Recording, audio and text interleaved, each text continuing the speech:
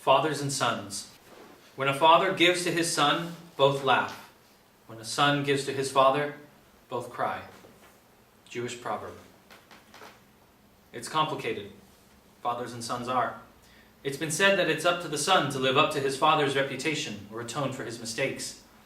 Unfortunately, that's something we never can win. As sons, we are shaped by the tug of our father's expectations and the weight of his disappointments. We will always dwell in his shadow. Fathers and sons have been rivals since forever.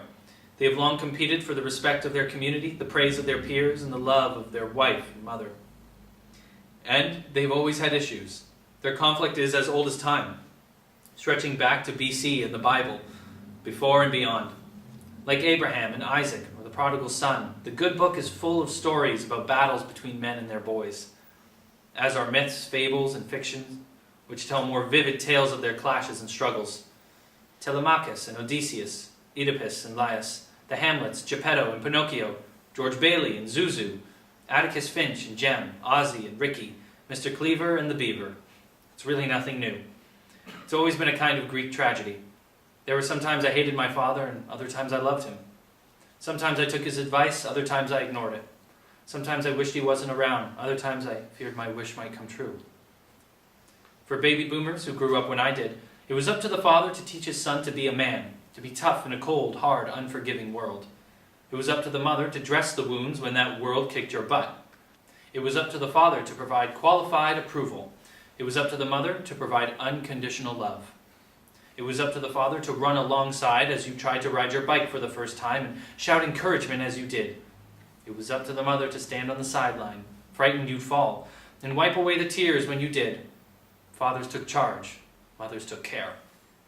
Between them, with a little help from family and friends, community and society, a baby boy would grow up to be a man, a normal, productive, well-balanced, and committed member of society. In the case of baby boomer boys like me, that meant being self-assured, self-absorbed, and self-conscious about changing the world and making things right, and filled with a sense of entitlement and great expectations for our own success. Many believe a boy's struggles with his father make him a man. I never struggled with my father. That's because he, like many of the men of his generation, and unlike the men of his father's generation, didn't feel the need to teach his children how to make it in a tough world because he believed his kids weren't going to live in the same world he had. It was bound to be better. My father and I didn't always agree. We didn't always see the world the same way. And we didn't always make the same choices.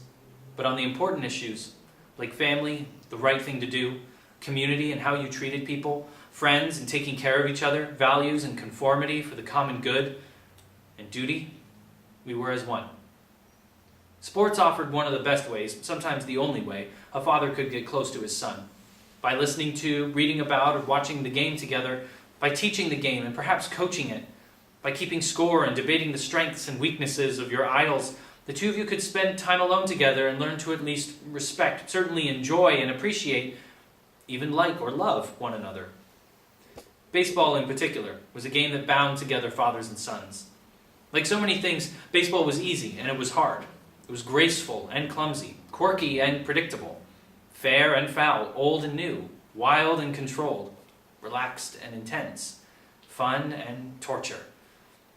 Often thanks to the expectations that you enjoyed it, that you were good enough, that you'd want to play it again with him, that he'd have time for you now and you'd have time for him later. Baseball, in all its elegant and simple complexity, echoed the saga of fathers and sons, as well as the unbroken circle of life. Baseball was the only sport for me, probably because summer was my favorite season. Maybe because it was familiar. I understood it, I got it, and I could play it.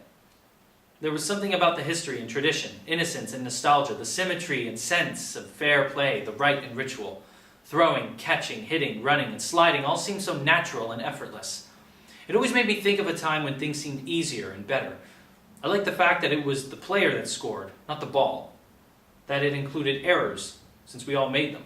That it valued a keen eye, quick reflexes, and good judgment. That it was a team game. That it wasn't played against the clock. That, as writer Roger Angell once wrote, since baseball time is measured only in outs, all you have to do is keep hitting, keep the rally alive, and you've defeated time. You remain young forever. For me, baseball was the never-ending game, and it felt like home. Opening day. On opening day, the world is all future. There is no past. Lou Boudreau, American League player and manager. Opening day always meant the end of winter and the beginning of summer, although it was really spring. The last of the season I hated and the first of the season I loved. Every true baseball fan couldn't wait for that special day. We'd all been marking off our calendars since the last pitch of last year's World Series. On opening day, we could live and breathe and hope again. On opening day, every team was in the race. Everyone was a contender. As the first official franchise in Major League Baseball history, the Cincinnati Reds always got to be the first team to play on opening day. They held the opening of the openers. It was said that the citizens of the Queen City looked upon opening day as one small notch below Christmas. Since baseball was, after all, the national pastime, opening day always seemed to attract politicians anxious to show the American people that they were one of them, had the right stuff, and could wing a fastball up there with the best of them. President William Howard Taft, who was a big fan in size and enthusiasm, was the first president to throw out the first pitch, way back on April 14th, 1910. In 1950, Harry S. Truman, who happened to be ambidextrous, threw out balls both right-handed and left-handed. On April 9th, 1962, President John F. Kennedy continued the tradition by throwing out the first pitch at Washington's new District of Columbia Stadium. Early Wynn, a Hall of Fame pitcher who played his entire career in the American League for the Senators, Indians, and White Sox, once said about opening day, "An opener is not like any other game. There's that little extra excitement, a faster beating of the heart. You have that anxiety to get off to a good start for yourself and for the team. You know that when you win the first one, you can't lose them all." I liked his name and his optimism. Opening day for the Yankees that year was at 2 o'clock Eastern Standard Time on April 10th against the Baltimore Orioles at Yankee Stadium. Mrs. Claire Ruth, Babe Ruth's widow, threw out the first pitch. My dad and I were listening in. Since he worked for the phone company, Dad could pull a few strings for important things. He made a few calls to some of his service buddies who worked for the New York Telephone Company. They set up a temporary phone line so my dad could listen to the game long distance. It was a direct line from Yankee Stadium to our little house in Modesto. He'd connected the phone line to a tiny amplifier and speaker so we could both listen. That's how much my dad loved his Yankees. He felt bad about doing it, but only until the first pitch. He always took the day off work and let me stay home from school. We couldn't afford to go to the real thing, so we did the next best thing. Birth order. Dedicated to my sibs. The Yankees and Giants were coming back to California. I had one more shot. I wasn't going to let anyone stop me this time. My dad was fading fast. I didn't know how little time I really had. Thursday was a travel day for the teams. Gary and I rode our bikes home after school. I stopped at his house like I did every day. Gary was unlocking the front door when we heard the phone ringing inside the house. Gary got the door open, rushed in, and grabbed the phone. "Hello?" he said and listened. He turned to me and held out the phone. "It's your mom." I went numb inside. "Hi, Mom. What's up?" "You need to come home. The ambulance just took your father to the hospital." My dad was on the second floor of City Hospital downtown. It was the same hospital and same floor I had been on when I had ruptured my spleen last February. The smells and sounds brought back all kinds of unpleasant memories as we walked down the hall to my dad's room. He smiled as all 6 of us trooped in. He looked pretty good, considering. "Hey, here's my brood," he said to the nurse, who shook a thermometer and then slipped it into his mouth to take his temperature. "Handsome family," she said. "It is," he mumbled under the thermometer. She checked her watch, removed the thermometer, and glanced at it. "Now, promise me you won't get too excited, Mr. Wright," she said. "I promise," my father said, as he crossed his heart. She left, and us kids flung ourselves at our father, smothering him in hugs and kisses. He returned the affection, like a puppy let out of its cage. "That's enough," my mom said gently. "Let him breathe." We all backed away and moved to wait by the window. As I stood there, it hit me that he and Mom were the last links to our immediate history. When they were gone, they would take our collective memory with them. They were the only ones who remembered what had happened in our lives, each event, every little detail. When they were no longer with us, if I wanted to know about anything that had ever happened, especially when we were kids, there wouldn't be anyone to ask about all those moments. They knew all the memories by heart. When they were gone, it would all be gone, and we'd be left to reconstruct them as best we could. I looked from my dad and Mom to us kids and realized we were standing in birth order, oldest to youngest, left to right, the way we always did. Funny, I thought to myself, we almost always stand in this order when we're together. I remembered a photograph of the family taken during some long-forgotten Valentine's Day. I couldn't recall if it was for the Modesto Bee or the phone company newsletter. Mom and Dad stood in front of us. We stood in birth order, facing our parents, each holding a handmade paper valentine.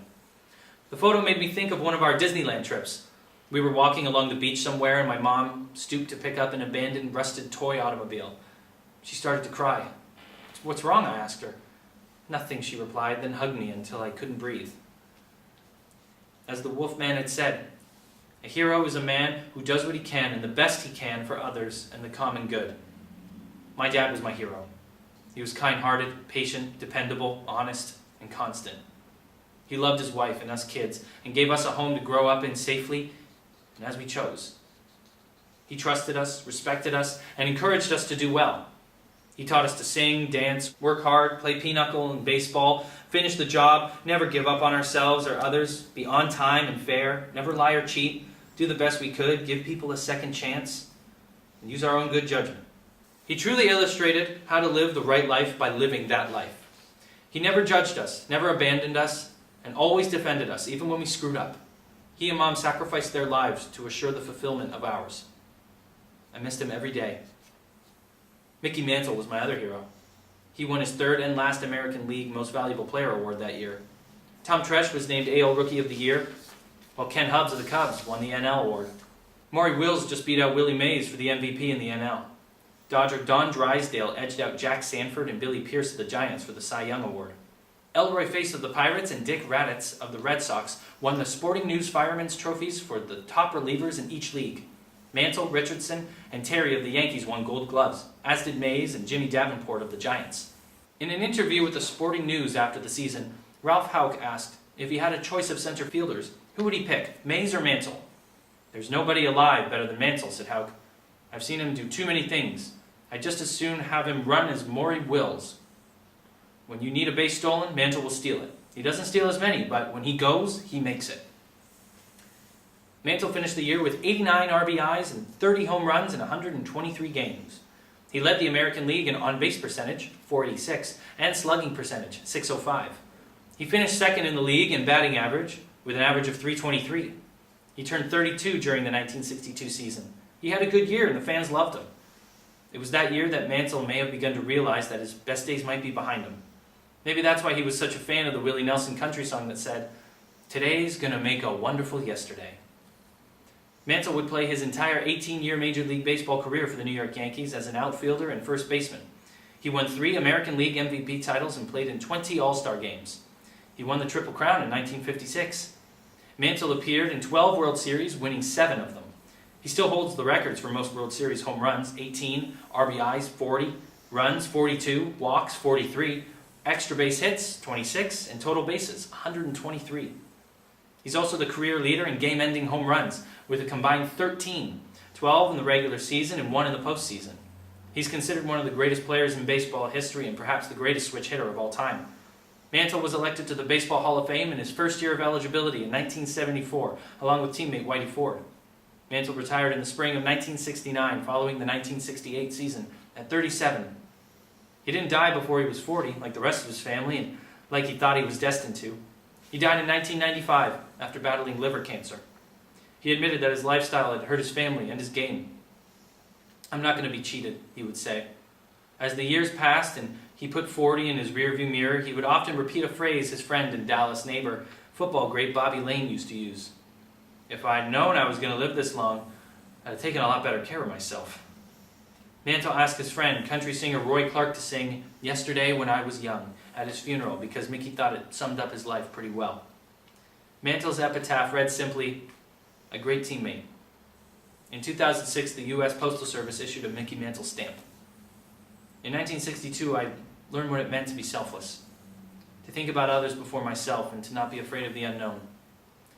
I realized that I couldn't control everything in my life, that stuff happens and nothing ever goes as planned. Most importantly, I discovered that expectations weren't real. Loneliness was absolute, change was inevitable, and laughter was essential. I became a believer in the power of positive thinking. Mickey Mantle became and remains my favorite baseball player of all time.